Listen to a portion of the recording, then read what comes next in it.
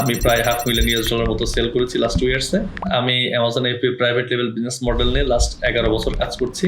তাছাড়া আমি সেভার লিমিটেড নামে একটা এজেন্সি রান করছি। It's totally new in Bangladesh. আমাদের বাংলাদেশে কিন্তু অ্যামাজন এপি বুম কিন্তু খুব রিসেন্টলি করছে। Like if you see the graph it's maybe started like after 2022।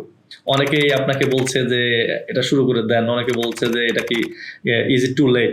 আমি ইউএস এর কথা বলছি। অ্যামাজনে কিন্তু প্রতিদিন প্রায় 3,700 উপর মানুষ রেজিস্ট্রেশন করে অ্যাজ এ সেলার হিসাবে। আসসালামু আলাইকুম, কেমন আছেন সবাই? আশা করি আল্লাহর রহমতে আপনারা সবাই ভালো আছেন। আমি মোহাম্মদ বাইনুল ইসলাম। আমাকে হয়তো আপনারা চিনেন কিংবা নাও চিনতে পারেন। আমি Amazon AP private level business model নিয়ে লাস্ট 11 বছর কাজ করছি। তাছাড়া আমি সেভার লিমিটেড নামে একটা এজেন্সি রান করছি। Amazon AP private business model নিয়ে যেহেতু কাজ করছি, that doesn't mean I don't sell, I do sell as well. আমি প্রায় $500,000 মতো সেল করেছি লাস্ট 2 ইয়ার্সে। আর একজন অ্যামাজন এপি প্রাইভেট লেভেল সেলার, একজন কনসালটেন্ট এবং একজন এজেন্সি অনার হিসাবে আমার মোটামুটি আমি মনে হয় যে I have some sort of authority to give you some advice or give you some suggestion, as it's totally new in Bangladesh. আমাদের বাংলাদেশে কিন্তু অ্যামাজন এপি বুম কিন্তু খুব রিসেন্টলি করছে। Like if you see the graph it's maybe started like after 2022। তো এখানে যে প্রবলেমগুলো ফেস করছে সবাই, যে একটু ওভারহাইপড আমাদের অ্যামাজন এপি কমিউনিটিটা। অনেকেই আপনাকে বলছে যে এটা শুরু করে দেন, অনেকে বলছে যে এটা কি ইজ ইট টু লেট। তো আজকের এই ভিডিওতে আমি যেটা নিয়ে কথা বলবো যে 2026 সালে Amazon FB private level business মডেলটাকে আমি শুরু করতে পারবো কিনা, আর যদি শুরু করতে পারি মানে ইজ দ্যাট টু লেট, আর শুরু করতে পারলে কাদের করা উচিত, এবং যদি আমি বিজনেস মোডটা করতে চাই তাহলে আমাদের কি কি প্রিকশন থাকা উচিত। তো এই ওভারঅল ভিডিওটাতে আমরা 26 সালে অ্যামাজন এফবি এর প্রসপেক্ট, কাদের করা উচিত না, এইসব বিষয় নিয়ে একটু আলোচনা করার চেষ্টা করব। আমি যে কথাগুলো বলবো এগুলো basically I will just tell from my own experience. আপনাদের যদি কারো কোনো এক্সপিরিয়েন্স থাকে, you guys are feel free to share that in your comment. আর আপনার যদি ডিফারেন্ট মতামত থাকে আপনারা দিতে পারেন, কারণ এক একজনের মতামত আসলে এক এক রকম হয়। এটা তো আমার সাথে মিলতেই হবে, এটা ডাজন্ট নেসেসারি অ্যাকচুয়ালি। তো আমার কাছে এখন যেটা মূল কথা সেটা হচ্ছে 2026 সালে অ্যামাজন এফবিএ প্রাইভেট বিজনেস মডেলটা নিয়ে কাজ করা, কিংবা আপনি অ্যাজ এ সেলার হিসাবে শুরু করতে পারবেন কিনা। তো দেখা যাচ্ছে অ্যামাজনে কিন্তু, যদি আমি ইউএস এর কথা বলছি, অ্যামাজনে কিন্তু প্রতিদিন প্রায় 3,700 উপর মানুষ রেজিস্ট্রেশন করে অ্যাজ এ সেলার হিসাবে।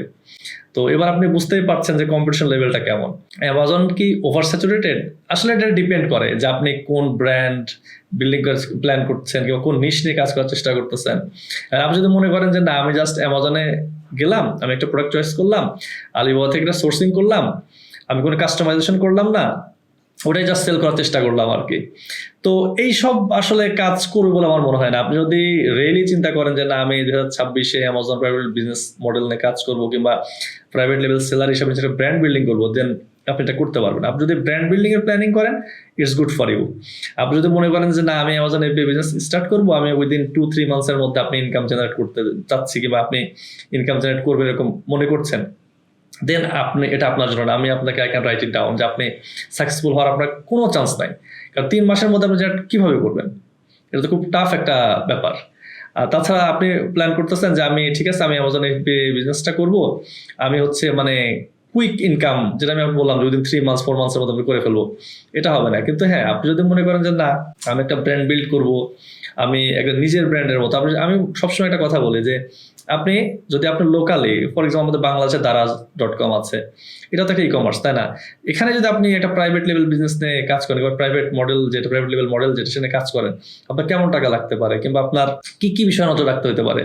আপনি একটা ব্র্যান্ড বিল্ডিং কি চাইলে করতে পারেন, আপনার কিন্তু একটা ভালো প্রোডাক্ট লাগবে, সেই প্রোডাক্টটাতে আপনার ভালো প্রফিট মার্জিন থাকতে। এখন কোশ্চেন হচ্ছে ভালো প্রোডাক্ট কি, ভালো প্রফিট মার্জিন কি। ভালো প্রোডাক্ট বলতে বোঝানো হচ্ছে যে সেই প্রোডাক্টটা আপনি যখন ম্যানুফ্যাকচারিং করবেন, এটা কোনো প্রবলেম সলভ করে, এই প্রোডাক্টটা বিল্ড কোয়ালিটি ভালো, এই প্রোডাক্টটা আপনার যে মার্কেটে যে এক্সিস্টিং যে কম্পিটিটর যারা আছে, যদি আপনি সেম প্রোডাক্টই সেল করেন তাহলে মানুষ আপনার কেন কিনবে। আমরা বলি যে একটা ভ্যালু অ্যাড করার জন্য আপনি এক্সিস্টিং মার্কেটে যে প্রোডাক্টটা যারা সেল করছে তাদের থেকে আপনি আইডিয়া নিয়ে তাদের কাস্টমার রিভিউগুলো যদি পড়েন, কাস্টমারকে জিজ্ঞাসা করেন যে কি ধরনের প্রবলেম তারা ফেস করছে এক্সিস্টিং প্রোডাক্ট নিয়ে, তো এই প্রবলেমগুলোর সলিউশন সহ তো আপনার রিফাইন্ড একটা ভার্সন কিন্তু আপনার আসতে হবে। তাছাড়া কিন্তু ওই সেম প্রোডাক্ট যদি আপনি জাস্ট লোগো লাগাই ফেললেন এবং আপনি বললেন যে আমি প্রাইভেট লেভেল সেলার, মোস্ট অফ দেম যেটা করে আর কি, মানে কোনো প্রোডাক্ট R&D নাই, কোনো প্রোডাক্ট অ্যানালাইসিস নাই, ইভেন তারা জানেও না সে কি সেল করতেছে। জাস্ট একটা আপনি হিলিয়াম 10 এর সাবস্ক্রিপশন কিনলেন কিংবা জঙ্গল স্কোয়ার সাবস্ক্রিপশন কিনলেন, আপনাকে হয়তো আপনার মেন্টর কিংবা আপনি ইউটিউবে একজনের ভিডিও দেখলেন। আমি বলছি না যে আপনার মেন্টর কিংবা ইউটিউবে যার ভিডিও আপনি দেখছেন সে আপনাকে ভুল শেখাচ্ছে, তো বেসিক্যালি সে আপনাকে একটা আইডিয়া দিচ্ছে, তাই না? সে কিন্তু আপনাকে একটা প্রপার আইডিয়া দিচ্ছে। ভিডিওটা তো আপনি একটা ভিডিও দেখছেন, প্রপার ভিডিওটা কিন্তু আপনি দেখছেন না, যার ফলে কি প্রবলেমটা হচ্ছে, যার ফলে প্রবলেম যেটা হচ্ছে যে আপনি যে যখন কাজটা শুরু করতেছেন, কাজটা শুরু করার পরে কিন্তু আপনি বুঝে উঠতে পারছেন না যে আপনি প্রোডাক্ট কাস্টমাইজেশন কেমনে করবেন, প্রোডাক্টটা বেটার কিভাবে করবেন, কাস্টমার পেন পয়েন্টের যে ব্যাপারটা, লাইক যে প্রোডাক্টের আপনি কাজ করছেন এটা কিভাবে আরো বেটার ভার্সনে নিয়ে যাওয়া যায়। আপনি আপনার ম্যানুফ্যাকচারের সাথে কথা বলতে হবে, কথা বলে তাকে বলতে হবে যে দেখো আমাদের তো এই প্রোডাক্টটা আমাদের এক্সিস্টিং মার্কেটে আছে, কিন্তু আমার এটা আরো কিছু আমি ইমপ্রুভমেন্ট করতে চাই। এখন কোশ্চেন ইমপ্রুভমেন্ট আপনি পাবেন কই? এখন দেখেন আপনি এক্সিস্টিং যারা আছে তাদের তো সব পজিটিভ রিভিউ নাই, আপনি তাদের 2 স্টার রিভিউ 3 স্টার রিভিউ গুলো নেন। ওইগুলো নেওয়ার পর আপনি যেটা করতে পারেন সেটা হচ্ছে 2 স্টার 3 স্টার রিভিউ গুলা আপনি ChatGPT কে ডাইরেক্ট আপনি কপি করে দিতে পারেন। অনেক সফটওয়্যার আছে ডাইরেক্ট আপনি রিভিউ স্ক্র্যাপ করতে পারবেন, ইভেন হিলিয়াম 10 এর মধ্যে অপশনটা আছে। কিন্তু ওইগুলো রিভিউগুলো কপি করে ChatGPT কে আপনি বলতে পারেন যেখান থেকে আমাকে তুমি সেরা 3টা পেইন পয়েন্ট আমাকে বলে দাও যে কমপ্লেন গুলা কাস্টমার করছে রিপিটেডলি। তো ওই 3টা কমপ্লেন গুলা নিয়ে কিন্তু আপনি কিন্তু ফিক্স করতে পারেন, এবং পরবর্তী যখন আপনি আপনার প্রোডাক্ট লঞ্চ করবেন, লিস্টিং ডিজাইনের ক্ষেত্রে, প্লাস কন্টেন্টের ক্ষেত্রে, ইভেন আপনার টাইটেল, বুলেট পয়েন্ট, ডেসক্রিপশনের মধ্যে কিন্তু অ্যাড করতে পারেন যে এই প্রবলেমগুলো, যে 3টা প্রবলেম সলভ করছেন এইটা। এখন 3টা বললাম মানে 3টা হতে পারে, মানে না, এটা একটা হতে পারে। আর একটা বিষয় যেটা থাকে যে প্রোডাক্ট তো আমরা মোটামুটি ভালো বিল্ড করলাম, প্রোডাক্ট হচ্ছে রেডি করলাম। এখন দেখেন মার্কেট কিন্তু সবসময়ই ওভারহাইপ ছিল, কারণ এমন না যে আপনি যখন অ্যামাজনে আজ থেকে 5 বছর আগে সেল করলে যে আপনি খুব ভালো সেল করতেন, বিষয়টা কিন্তু এমন না। তবে কিছু ফার্স্ট মুভার অ্যাডভান্টেজ কিন্তু থাকে, যেমন এখন হচ্ছে আপনি যা ইচ্ছা তাই করতে পারবেন, কারণ অ্যামাজনের রুলস অ্যান্ড রেগুলেশন কিন্তু অনেক স্ট্রিক্ট। এবং আমরা বাংলাদেশি যারা, আমরা কিন্তু রেস্ট্রিক্টেড ক্যাটাগরি নিয়ে কোনো কথাই বলি না। লাইক আমরা কি করি, যে ক্যাটাগরিগুলো ওপেন, দেখেন ওপেন ক্যাটাগরিতে কিন্তু কম্পিটিশন অনেক হাই। তো আমরা কিন্তু সাপ্লিমেন্টে বাংলাদেশে কে কাজ করে আই ডোন্ট নো, বাট আমরা উই ডিড এ ট্রাই, আমরা ট্রাই করেছি। পেড প্রোডাক্ট অনেকেই কাজ করে, বাট পেড সাপ্লিমেন্ট কিংবা মানে ফুড যেগুলো কনজিউমেবল প্রোডাক্ট, এটা এই ক্যাটাগরি কিন্তু রেস্ট্রিক্টেড। তার মানে এই না যে আপনি করতে পারবেন না। যেমন পেস্ট রিপেলার প্রোডাক্ট নিয়ে আমি নিজে কাজ করেছি, এবং আমার স্টিল আমি পেস্ট রিপেলার নিয়ে কাজ করি। তো এটা একটা রেস্ট্রিক্টেড ক্যাটাগরি, পেস্টিসাইড। তো এইগুলা ক্ষেত্রে কিন্তু ক্যাটাগরি আনলক করা কিন্তু খুব টাফ একটা ব্যাপার না।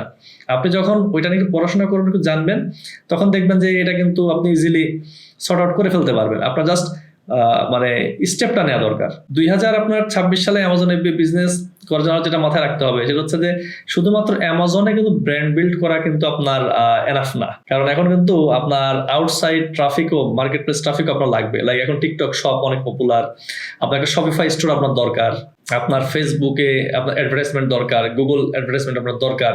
এগুলো কেন দরকার? Depend on your product. আপনার চ্যানেল আপনার ঠিক করতে হবে যে আপনি কোন চ্যানেলে মার্কেটিং করবেন। জাস্ট আপনি একটা প্রোডাক্ট রেডি করলেন, খুব সুন্দর মতো ডিজাইন করলেন, অ্যামাজনে রেখে দিলেন, অটোমেটিক সেল হওয়া শুরু হলো, এটা হতে পারে। যদি এখন আমার ভিডিওতে কেউ বলেন যে ভাই আমি করেছি আমার হয়ে যায়, ভাই এটা তো কোনো স্ট্র্যাটেজি হলো না। আপনি একটা প্রপার স্ট্র্যাটেজি নিয়ে কথা বলেন, তাহলে সেক্ষেত্রে আপনার যদি আপনি 10টা করেন, 6টা হইতে হবে, এই 7টা হইতে হবে। কিন্তু আপনি হয়তো জীবনে একটা প্রোডাক্ট লঞ্চ করেছেন, ওটা আপনার ক্লিক করে গেছে। এরকম কিন্তু আমাদের সাথে হয়েছে। দেখা যাচ্ছে একটা প্রোডাক্ট আমরা লঞ্চ করেছি, আমাদের এক্সপেকটেশন থেকে অনেক বেশি প্রোডাক্ট সেল হয়েছে। দ্যাট ডাজন্ট মিন যেটা রেগুলারলি হবে। এটা কিন্তু আপনি কোনো টোটাল একটা প্ল্যানিং এর মধ্যে আনতে পারবে না। এটা স্ট্র্যাটেজি হতে পারে না যে না এটাই ভাবেই যাবে। স্ট্র্যাটেজি কোনটা হতে পারে?